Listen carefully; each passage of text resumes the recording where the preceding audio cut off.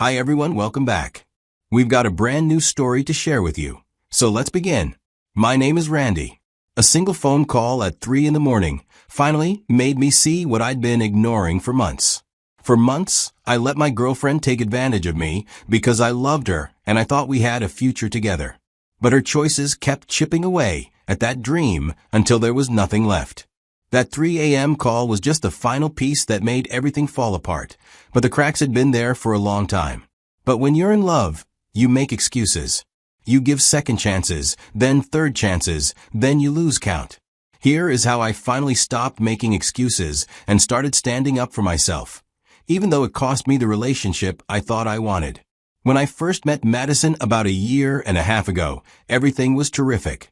She was fun, spontaneous, and always up for something new.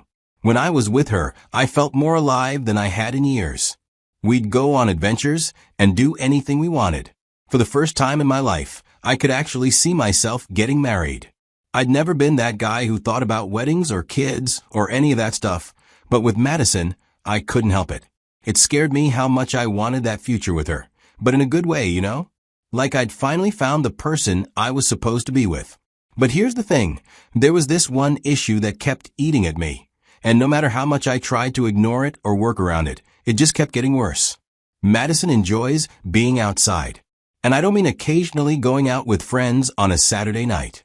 I mean multiple times a week, every single week. Sometimes she'd even go out on a Tuesday or Wednesday because one of her friends was celebrating something or there was some special event. At first, I tried to be cool about it. I didn't want to be that boyfriend who tells his girlfriend what she can and can't do. I figured she was enjoying herself, and I should be supportive and trust her.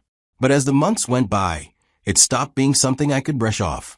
The clubbing got more frequent, and it started costing her a lot. Look, I'm not going to sugarcoat this. Madison and I fought constantly about the clubbing. I worried about her safety because she was out there multiple nights a week, drinking heavily, in places where literally anything could happen. I worried about her health, too, the way her body was taking a beating from this lifestyle. There was this one time, it was a Tuesday night of all nights, and she went out clubbing. The next morning, she was supposed to go to work, but she was so hungover she could barely function. Her company had had enough of her being unreliable and fired her for missing work. After that, everything changed because she suddenly no longer had her own income. She started depending on me for things she should have been handling herself. She promised me, after getting fired, that she'd cut back on going out, that she'd learned her lesson. I believed her. But guess what? About a week later, she was right back at another club. Then there was a time I tried to sit down and have an honest conversation about our future, about where this relationship was going. And she just brushed me off. She said I was being too serious, that she was having fun while she was still young, like I was some buzzkill for wanting to stop her. And then there was the time she straight up lied to me. She told me she was having a quiet night in with friends, just hanging out at someone's apartment. I later found out she was actually at a bar. Every single argument went the same way. I'd tell her how I felt. She'd get defensive and accuse me of trying to control her life. We'd fight, she'd cry and apologize and promise to change. And then 2 weeks later, we'd be right back where we started. These fights were destroying me from the inside. I kept asking myself if I was being unreasonable. Was I expecting too much? Were my concerns valid? Or was I being controlling, as she said? I'd have these long conversations with myself about whether I could actually marry someone who lived like this, someone whose priorities seemed so different from mine. The thing is, I loved Madison. When she wasn't caught up in this mess, she was terrific, funny, caring, beautiful. But I couldn't ignore what was right in front of me.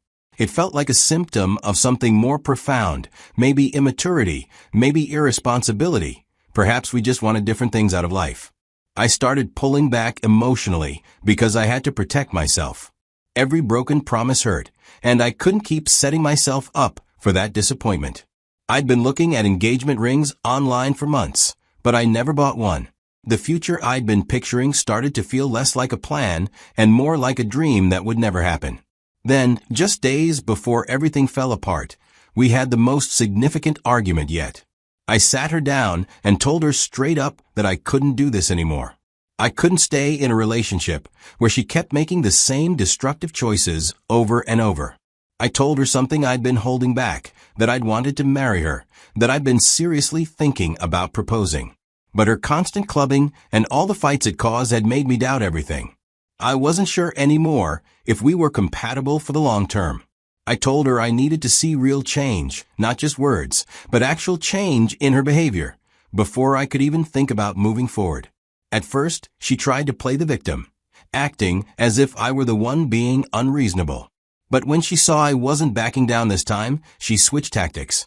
She promised she understood, that she'd cut back on her night social activities, that she'd prioritize us and our relationship. She said she'd get serious about her life. I wanted so badly to believe her, but I'd heard these same promises before, and they'd never meant anything. So I told her that actions speak louder than words, and I needed to see her actually follow through this time. One Thursday, I just finished working a double shift. I got home late that day, completely wiped out. Earlier that evening, Madison had texted me saying she was heading out to spend time with her friends. When I saw that message, my stomach just dropped. It hadn't even been 2 whole weeks since we'd had that big talk where she promised she'd change. And here she was, already going out to be with friends again. I called her right away. I told her she shouldn't go, reminded her about our conversation, and pointed out that this was precisely what was tearing us apart. She got defensive immediately. She said she was only going to spend time with them, not do anything stupid. She added that she'd already told her friends she was coming, that they were counting on her, and that I needed to stop trying to control her. She always threw the word control at me whenever I tried to set any boundary. We argued back and forth. She said she was going anyway and hung up on me. But more than anything, I felt this sense of resignation wash over me. It hit me right then that Madison was never going to change. Her promises didn't mean anything. I'd been lying to myself, thinking we could build a life together when she clearly wasn't interested in making any fundamental changes. I was too exhausted to deal with it that night, so I decided I'd call her the next day and end things for good. When I got into bed, I felt heartbroken, sure, but I also felt this weird sense of relief. Like a decision I'd been putting off for months had finally been made for me. I fell asleep pretty quickly after that. Then, at 3:17 in the morning, my phone started ringing and jolted me awake. I grabbed my phone and saw Madison's name on the screen. Immediately, I felt this mix of dread and anger in my chest. I answered, and she was talking loudly, almost yelling over the club music blasting in the background. She told me they'd been partying all night. When it was time to pay, everyone's cards got declined. Apparently, all her friends had just assumed someone else would cover everything, and it turned out none of them actually had the money. The club wasn't letting them leave until they paid. The total amount was $2,000.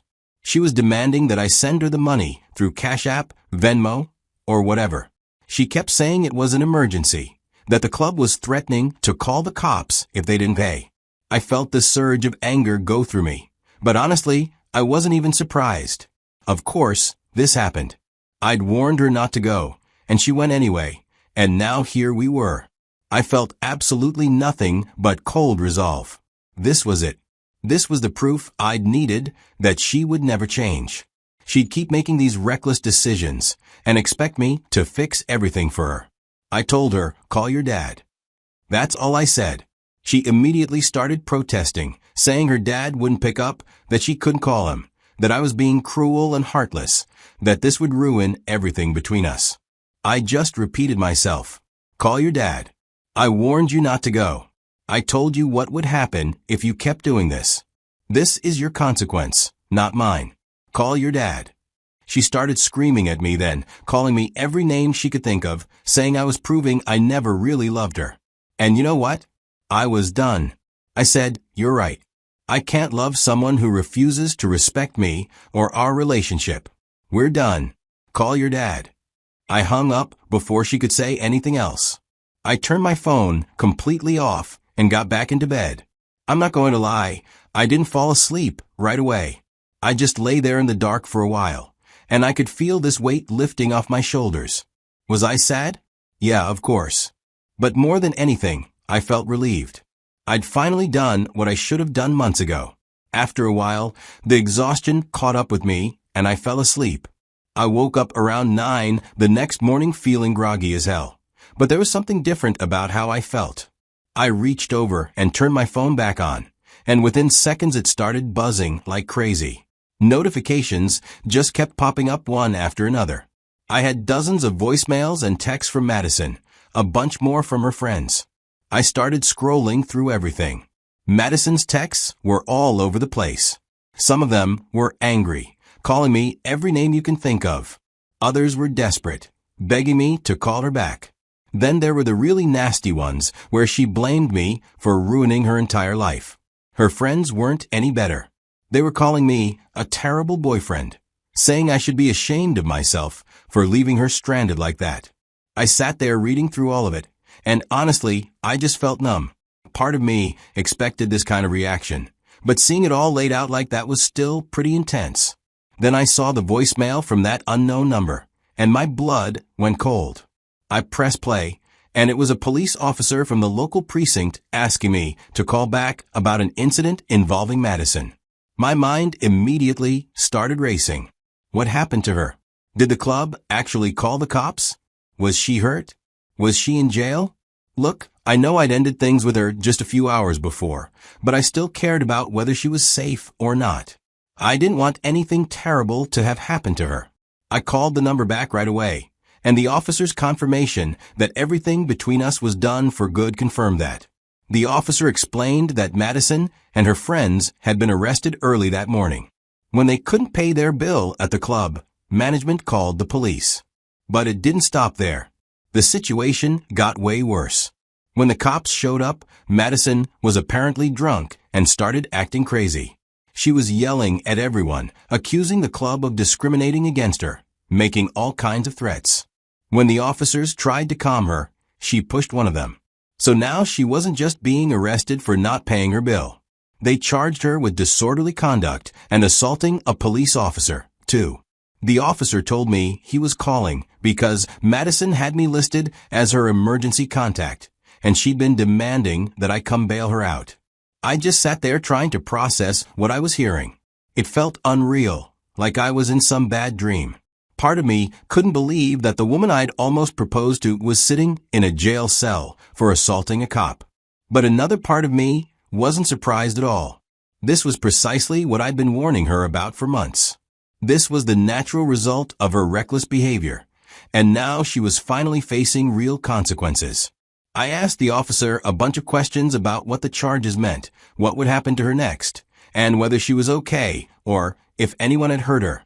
He told me she was fine, just sitting in a holding cell, and that she'd go before a judge later that day. Then came the question I knew was coming. The officer asked if I'd be coming down to post bail for her. I took a deep breath and told him no. I explained that Madison and I had broken up, that she had family who could help her, and that I wouldn't be posting her bail. There was this brief silence on the other end of the line, and I could tell the officer was surprised. But he just said he understood and that he'd let Madison know. Before we hung up, I also asked him to remove me as her emergency contact since we weren't together anymore. When I ended that call, I knew there was no going back. Everything was truly over. After I hung up with the police that morning, I thought I'd have some peace to process everything. I was wrong. Less than an hour later, my phone rang again. It was Madison's father. The police must have called him, too, since I told them to remove me as her emergency contact. The moment I answered, he started yelling at me. He called me worthless, said I was a terrible boyfriend, and accused me of abandoning his daughter when she needed me most. He went on and on about how I should have been there for her, how I should have sent the money, how this was all my fault. I let him finish his rant, and then I calmly told him everything. I explained how Madison had been clubbing constantly for months, how I'd warned her over and over again, how we'd fought about it endlessly, and how she'd promised to change but never did. I told him that I'd specifically warned her not to go out that night, that we'd argued about it, and that she went anyway. I even told him something I'd never shared with Madison, that I'd been planning to propose to her, but her lifestyle made me realize we couldn't build a future together.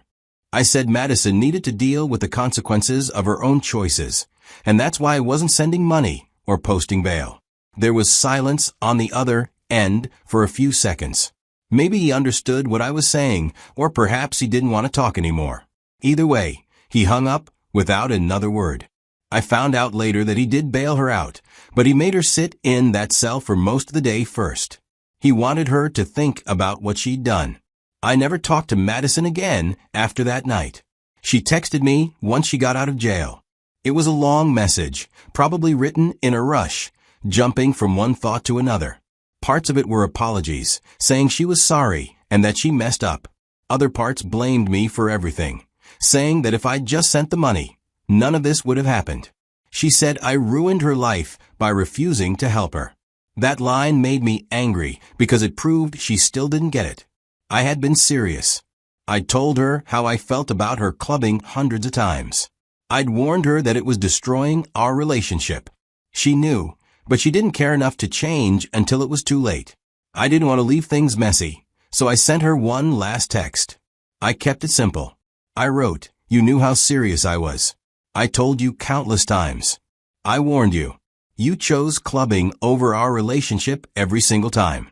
I hope you get the help you need, but I can't be part of your life anymore." After I sent that, I blocked her number and blocked her on every social media platform I could think of. I needed a clean break, and I knew if I left any way for her to contact me, she'd keep trying. Over the next few weeks, I started hearing things through mutual friends. Madison took a plea deal and pleaded guilty to the charges. She was placed on probation and had to complete community service. The assault charge against the police officer got dropped because the officer didn't want to press charges. He probably figured she was just drunk and stupid, not actually dangerous.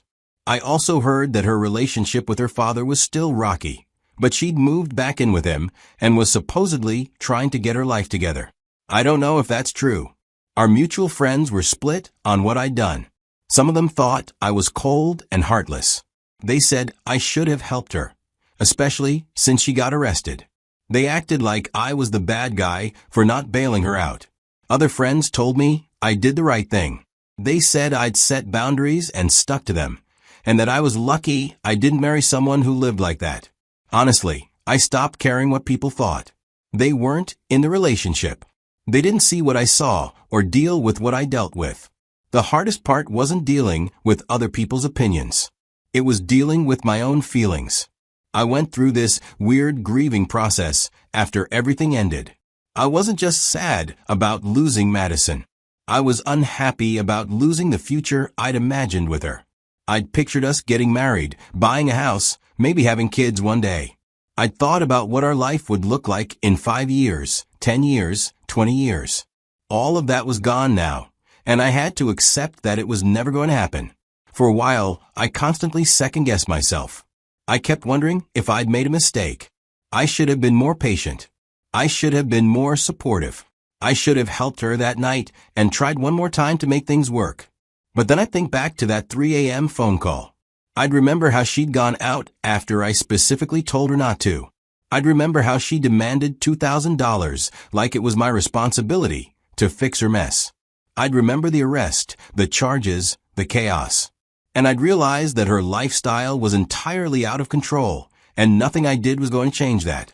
She had to want to change for herself, and she clearly didn't. Every time I doubted my decision, I'd remind myself of these things, and I'd know I'd made the right choice. It hurt, but it was right. So look, here's what I learned from all of this. The biggest thing was realizing that what someone says doesn't mean anything if their actions tell a different story. Madison could promise me 100 times that she'd change, but if she kept going out every week and ignoring everything I said, those promises were worthless. I spent so long thinking we could build a future together, but you can't make anything with someone who keeps tearing down what you're trying to create. I had to accept that she wasn't going to change, no matter how much I wanted her to. The truth is, I wasn't really in love with Madison. I mean, I thought I was, but looking back, I was in love with whom I hoped she'd become. I kept thinking that if I just stuck it out a little longer and supported her enough, she'd wake up one day and be the person I needed her to be. But that's not how it works. I was in love with a version of her that didn't exist. And you can't marry someone's potential. You have to marry who they actually are, right now, today. And who Madison was. Someone who the nightlife over our relationship every single time. That wasn't someone I could spend my life with. This whole thing changed how I look at relationships now. I pay attention to the warning signs early on, and I don't ignore them anymore. If someone doesn't respect my boundaries after I've made them clear, I'm out. I used to think that walking away meant I didn't love someone enough, or that I was giving up too easily. But sometimes the most loving thing you can do is let someone go. Let them deal with their own mess. That could be what finally pushes them to change, or it doesn't. Either way, you can't sacrifice yourself trying to save someone who doesn't want to be saved. I do think about Madison sometimes. I wonder if that night changed her, if getting arrested and losing our relationship was the wake-up call she needed. I hope it was. I don't hate her or wish her harm. I just know that I couldn't be the one to fix her. Trying to do that was killing me, draining my bank account, and destroying any chance I had at happiness. She had to face those consequences on her own, and I had to let her. Some of you listening might think I was wrong. I should have sent the money, because I abandoned her when she really needed me. Other people have told me I did the right thing, that I should have left even sooner. I don't know if there's a correct answer. But here's what I do know. If you're in a relationship where you keep having the same fights, where the person keeps doing the same things that hurt you, where you're imagining a future that never seems to get any closer, you need to ask yourself if you're in love with a real person or just an idea. Because you can't marry an idea, you can only marry who someone actually is. And if who they are keeps bringing chaos into your life, if they keep ignoring what you say and expecting you to clean up their messes, then no amount of love will fix that. At some point, you have to choose yourself. You have to let them deal with their own consequences, even if it's hard, even if you still care about them. Because that's the only way they'll ever actually change. And it's the only way you'll ever be free to find something better. Thanks for listening to my story. I hope it helps someone out there who's going through something similar.